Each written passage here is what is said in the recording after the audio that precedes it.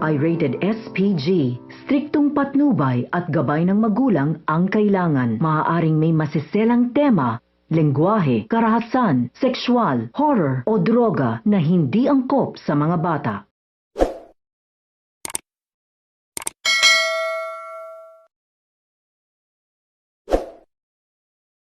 Bumukas na nga ang katotohanan at nagkakagulo na nga ang pamilyang Toricampo. Sasabihan ni Greg ang anak na si Paulo na natatakot umano siya sa pwedeng gawin ni Mards kapag nalaman niya na matagal na siyang nagsisinungaling sa kanya, na siya ang ama ni Ashley. Mas malaking iskandalo umano ito. Hindi naman makapagsalita si Paulo at mukhang nag-alala ito ng sobra. Samantala, magigising na nga si Jobert sa pagkakumatos.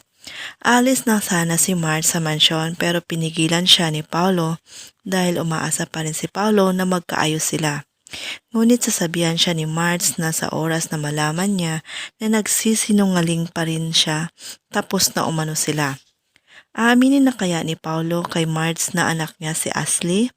At ano naman kaya ang magiging reaksyon ni Marge? Matatanggap niya kaya ito? Kabang-abang din mga kapuso dahil masusunog nga ang mansyon. Ito na kaya ang simula ng pagbagsak ng mga Toricampo? Abangan! Maraming salamat po sa panonood. God bless!